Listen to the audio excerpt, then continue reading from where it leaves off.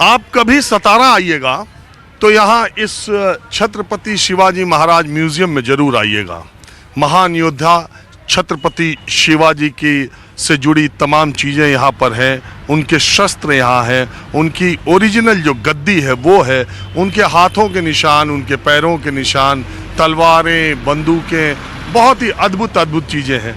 वैसे तो मैं यहाँ इसलिए आया था कि मैं आपको वो वाघ दंत दिखाता जिसके बारे में कहा जाता है कि छत्रपति शिवाजी ने अफजल खान का वध उसी वाघ दंत से किया था। वो वाघ दंत उंगलियों में पहना जाने वाला है। इस उंगली और इस उंगली में पहनकर उसमें बाघ के दांतों की तरह नुकीले लोहे की तरह निकला हुआ है और वो छुपा करके एकाएक दुश्मन पर वार करने के लिए उसका प्रयोग किया जाता है। कहा यह जाता है कि छत्रपति शिवाजी ने अफजल खान का वध उसी वाघ दंत से किया था। और एक ईस्ट इंडिया कंपनी का अधिकारी जो यहाँ पर मौजूद था, वाघ दंत उसके पास थे। बाद में वो लंदन की म्यूज़ियम में चला गया और अभी एक समझौते के तहत महाराष्ट्र की सरकार उसको लेकर के आई है और सतारा में 9 महीनों के लिए वो रखा गया है। मेरी बहुत इच्छा थी कि मैं खुद भी देखूं और आपको भी दिखाऊं। मैंने तो देख लिया, लेकिन म्यूज़ियम के अधिकारियों की तरफ से उसकी वीडियोग्राफी की इजाज़त नहीं दी गई। तो एक अद्भुत इतिहास मराठा का सतारा से जुड़ा हुआ है। मैं यहाँ पर आया तो मैंने सोचा कुछ चीज़ें आपको बताता चलूँ। अब चलिए कुछ माहौल पता करते हैं। तो सतारा में अब मैं कुछ बिल्कुल आम लोगों के साथ जो बैठे हुए थे, तो मैंने सोचा थोड़ा यहाँ से भी माहौल लिया जाए। आपका नाम क्या है? तानाजी पाटिल। हाँ, तानाजी पाटिल। मनोज जरांगे पाटिल का सुना? क्या बोल रहे हैं? सुना है। क्या बोल रहे हैं? क्या बोल रहे? आरक्षण, मराठा आरक्षण। अरे वो तो आरक्षण तो कह ही रहे हैं। आज उन्होंने बोला हम अपने उम्मीदवार भी खड़ा करेंगे, कैंडिडेट। वो नहीं, अभी तक नहीं सुना, नहीं है मैं। अभी बोला उन्होंने? नहीं सुना, नहीं। आज बोला है मगर सुना नहीं मैं अभी तक। हाँ, तो ये अपना कैंडिडेट खड़ा करेंगे जहाँ जीत सकते हैं बोल रहे। तो उनका क्या ये ठीक कदम है? वो नहीं, मैं बता नहीं सकता। उनका कैंडिडेट जीत सकता है? वो क्या अभी हम नहीं बता सकते ना, जीतेंगे भी क्या वो, हम नहीं कुछ समझ सकते। अच्छा, महाराष्ट्र में किसका सरकार आपको लग रहा है इस बार निवडक में आया? नहीं, मैं नहीं बोल सकता। एक मिनट। हाँ? नहीं बोल सकता है मैं। क्यों? मैं पुलिस शासकीय अधिकारी हूँ। ओहो, पुलिस में है? पुलिस में है? तो इसीलिए नहीं, अभी ये कैमरे में मत रखो। अरे ठीक है ना। नहीं, मैं वैसे भी किसी भी सरकारी आदमी से नहीं पूछता क्योंकि उसे नहीं बोलना चाहिए। हाँ, तो और तो कोई नहीं है सरकारी? चलो, ये तो बोहनी ही सरकारी आदमी से यहाँ पर बैठे ही होगे। आपका नाम क्या? प्रहलाद गाड़वे। तो प्रहलाद जी, आज भारतीय जनता पार्टी ने अपने उम्मीदवारों की लिस्ट जारी कर दी, ठीक है? तो ये जो क्षेत्र है ये सतारा शहर वाली सीट का क्षेत्र है। हाँ, शहर वाली। यहाँ से शिवेंद्र राजे भोसले आमदार है। हाँ, आमदार है। उनको टिकट दे दिया बीजेपी ने। हाँ, आज ही दिया। तो आपको क्या लगता है इस बार? वो तो हर बार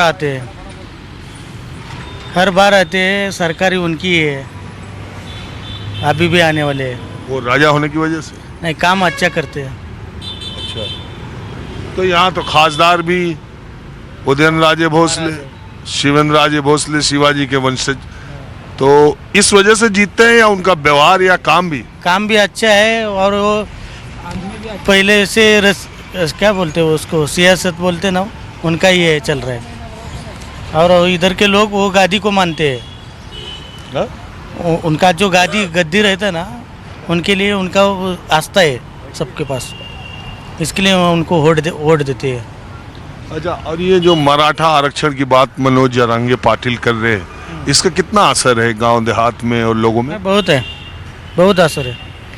सतारा जिले में 65% तो मराठा ही है, बाकी का वो और जमात है।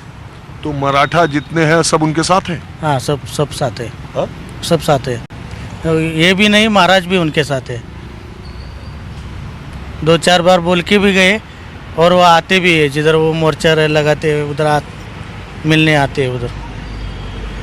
अच्छा। और आप अभी देखो आपके राज्य में इलेक्शन हो रहा है, जिसको आप लोग निवडणूक बोलते हो ना, निवडणूक निवडणूक, हाँ, मराठी में इलेक्शन को निवडणूक बोलते हैं। तो आपको क्या लगता है ये इस बार महाराष्ट्र में किसकी सरकार? महाराष्ट्र में सरकार वो तो नहीं बता सकता, लेकिन ये सतारा का जो सीट है वो तो महाराज ही आएंगे। चलो शहर सीट को छोड़ दो, बाकी सीटों पर?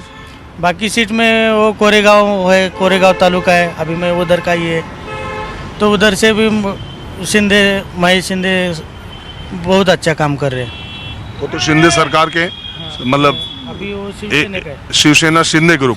शिंदे ग्रुप के, उनका ही एक काम अच्छा है। एक समय में ये एनसीपी का बहुत बड़ा गढ़ हुआ करता था, एनसीपी इधर बहुत मजबूत थी, NCP आपके उदयन राजे भोसले साहब भी उधर ही थे। तो अब एनसीपी का क्या है मामला? अभी तो नहीं बता सकता, लेकिन एनसीपी से अभी लोग महाराज को पूछते हैं ज़्यादा। इधर महाराज का काम अच्छा है तो महाराज को ही पकड़ते सब। तो आपको लग रहा है कि शिंदे साहब की सरकार दोबारा इस बार भी बन पाएगी महाराष्ट्र में? मैं नहीं बता सकता। हाँ? हम नहीं बता सकते, आ सकती है ना, है ना। काम अच्छा रहेगा तो। आपको कुछ पता? नहीं नहीं, वैसा कैसा कौन आएगा ये मालूम नहीं पड़ने वाला। क्यों नहीं मालूम पड़ने वाला। मालूम ये पड़ने वाला कि अगर शिंदे सरकार ने काम अच्छा किया, आपको दिख रहा है, तो वो आएंगे, अगर नहीं किया तो बदला हो सकता है। आपको क्या लगता है कि उनकी ऐसा मालूम है क्या? वो औरत लोगों को 1,500 रुपये पेंशन चालू कर दिया, हाँ, उससे वो औरत लोग सब इधर जाने वाले। शिंदे सरकार, वो जो लड़की बहन सब औरत उधर जाने वाले। जेंट्स क्या है ऐसा करते? हाँ, जेंट्स को कौन पूछता है?